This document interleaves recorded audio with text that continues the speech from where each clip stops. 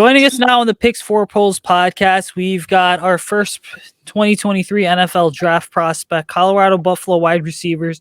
R.J Sneed's in the house. He's 6'1", 195 pounds, so you know he's got that big-bodied frame that quarterbacks like Justin Fields will covet all over the field. You can follow R.J on Twitter at R.J Sneed too. R.J, how's it going? Thanks so much for hopping on the show. No, first of all, thanks for having me, man. And it's going good. Been training for 3 weeks now, so everything's going good. That's awesome. I mean, I usually ask this at the end of the question or at the end of the interview, but where are you training nowadays? What are you up to? I'm training in Houston at a place called Orange Sports. Gotcha. That's awesome. I think, yeah, it's weird because past prospects we've had on the show, right, have always kind of trained in that Houston area. But I mean, let's talk about college, right? You start off at Baylor and then you end up at Colorado. Kind of what was the thought process between this is why I want to go to Baylor, because I believe you're a Texas guy, and then this is why I want to go to Colorado? So what was that, about 6 years ago when I decided to go to Baylor? It was more because it was weird. I never visited Coach Rule or the staff, but I decided to commit on spot and early enroll because I was supposed to go to Ole Miss, but Coach Rule called me and he got me to come to Baylor.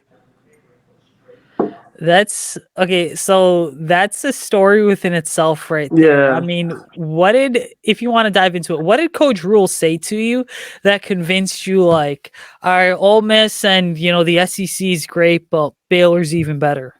It was more like just being developed as a man, you know what I'm saying? And just my belief and knew what he did at Temple before he came there. And then also, though, the thing with Ole Miss was that my receiver coach was leaving. So that had a big factor in it, too. So it was like, do I want to go out of the state where my receiver coach leaves, or do I want to go trust a person I've never seen in person but just take his word for it? And I believe it worked out for me. Yeah, I mean, I think when you're going on those, because I'm a high school football coach too, right? But when you're talking to prospects and coaches and all that, there's a certain level of you need to see who this person is in person to be able to get a real idea of just who they are. But getting away from Baylor here, what made Colorado such an appealing fit for you, especially this past season? Just because when I went there in January, Coach Durrell, he came from the league. And then I knew that we had a chance to give him the NFL receiver coach that came from the league as well. So, I just want to go there and get developed by guys that came from the league. Yeah. Awesome. Yeah, those connections I feel like are just so incredibly invaluable. I mean, but what was it like playing in the Big 12 as well as the Pac-12? I mean, was there a difference in play between the two conferences?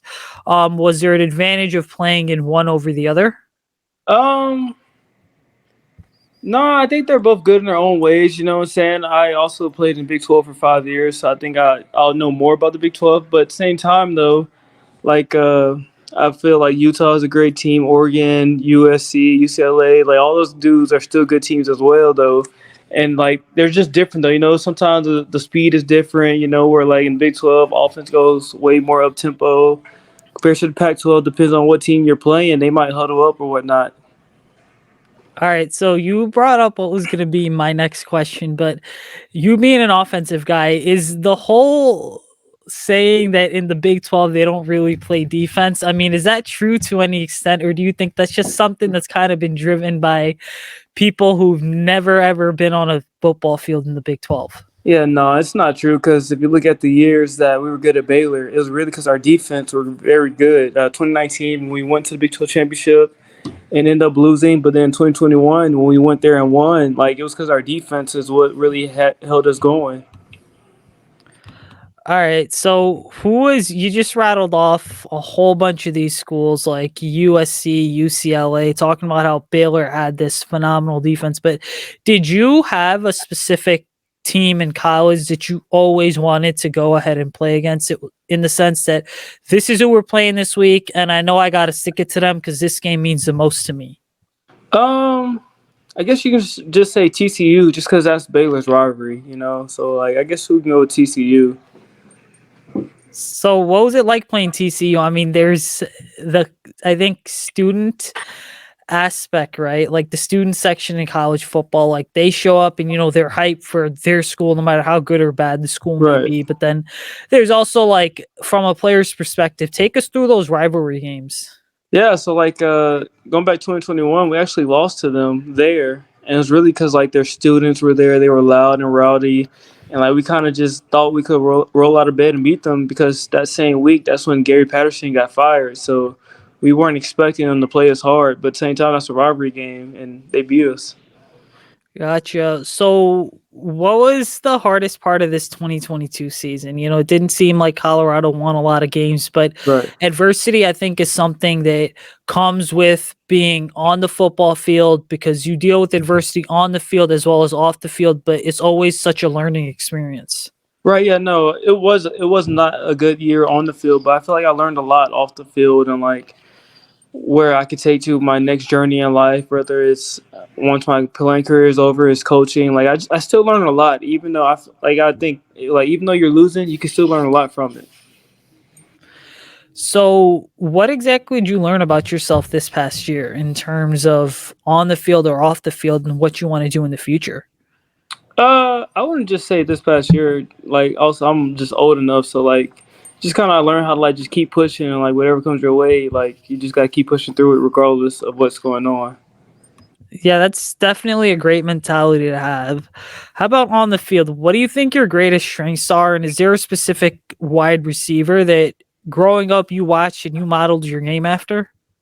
My strengths are, I would say, catching the ball. You know what I'm saying, being physical, and like just doing what I'm asked to do.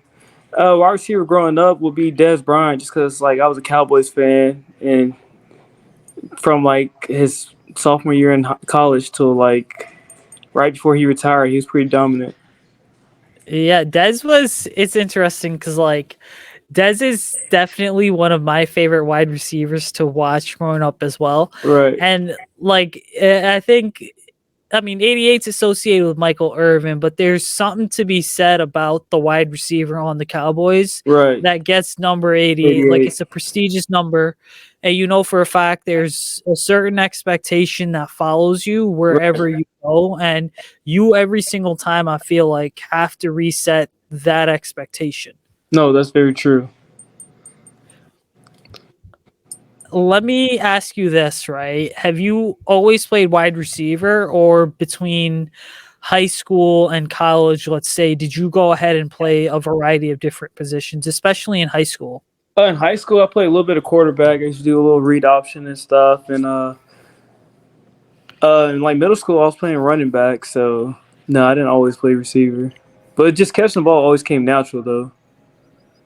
Yeah, see, it's one of those where it's so interesting playing football nowadays because especially at like the high school level, you've got kids who are playing 2 to 3 different positions, and it's just because Right. that's kind of what the team needs. And then all of a sudden, you kind of take that next step. You're in college, and it's just, hey, we understand you played quarterback as well, but this is where we think your best fit is. But talk to us about what do you see pre and post snap when it comes to lining up on the field?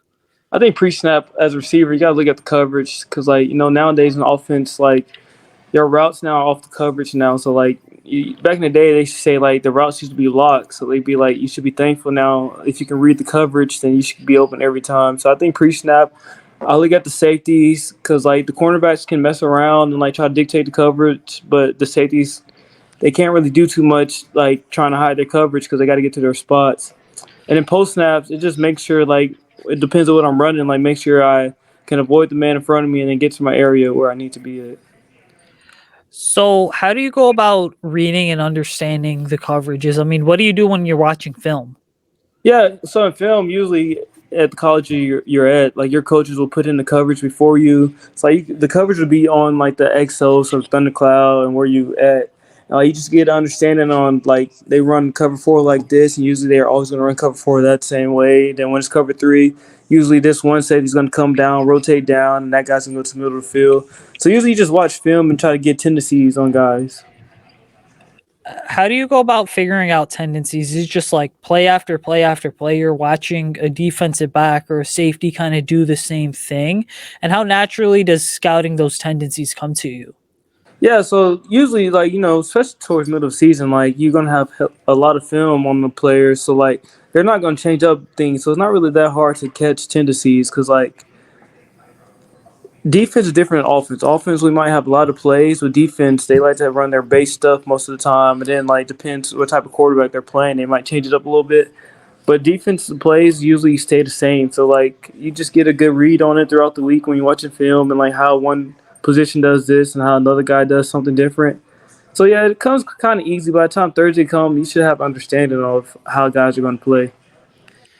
Yeah, I mean, film is in a lot of ways like more important than getting those physical reps on the field at times, especially earlier in the week. But I mean, let's talk offense here. What type of NFL offense do you think you fit into considering your skill set and your play style? I mean, I've been in a lot of offense, but I've been in a lot of like balanced offense with Coach Rule. Like we weren't just one dimensional. We might have like a play where we go under center. We might be in shotgun. So I think I can be in multiple offenses. It just depends on what you want me to do and what you have me doing. So let me ask you, say you've been in a lot of different offenses. How difficult is it as a playmaker to kind of go through offensive coordinators or changes in systems on offense in terms of kind of getting the system down and that continuity? Not at all. If you're still in the game, then game it should come easy. So like it's not that hard at all. You just gotta be willing to learn. That's all it is. And if you don't want to learn, then you don't want to play. That's how I see it.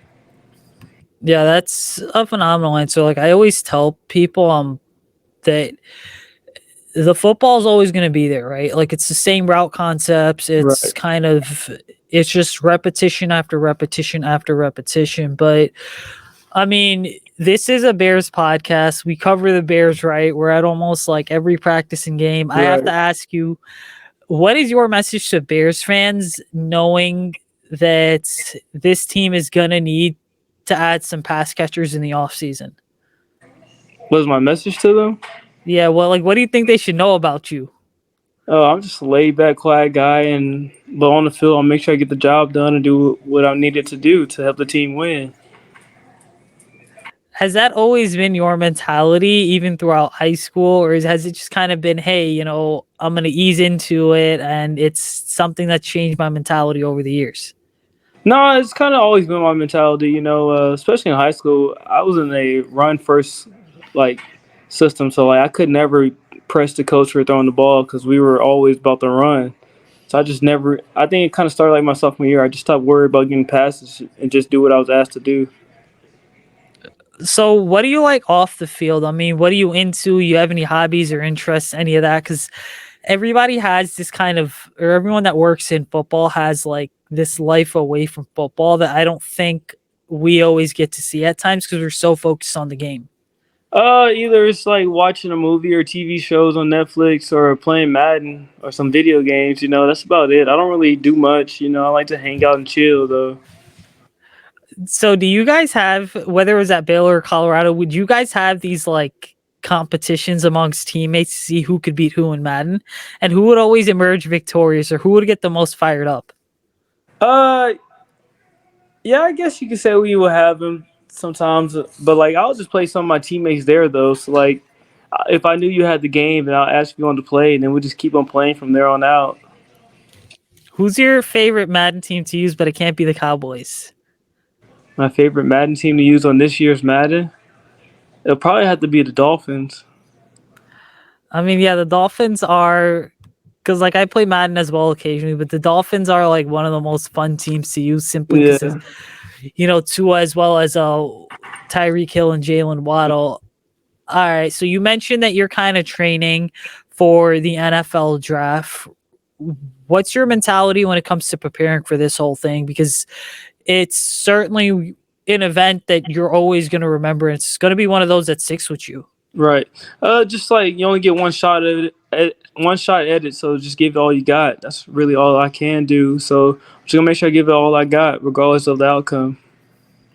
Do you have a specific training routine at all you follow, or do you try to differentiate to hit as many aspects of being well-rounded as possible?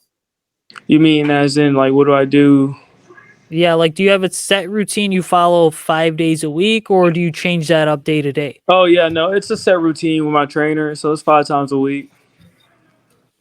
So what do you think, or well, what do you work on the most during training? Is it like speed? Is it explosiveness? Is it just football stuff? Like what is it? Oh no, we do it all. So we have 2 sessions a day where like in the morning it'll be like a lift and like explosive workouts, and you come back and you do speed work. So yeah, no, we hit it all every day. Awesome. All right, I got a couple more for you here, but I mean, I just mentioned the NFL draft. It's obviously going to be this life-changing event because you only get to experience it one time as a player. But what makes this draft journey so worth it for you? Oh, what makes it worth it is just you only get one draft journey, so you better enjoy the moment. I don't think anybody would say any differently because it's not like you can get drafted twice. So just enjoy the moment and have fun with it.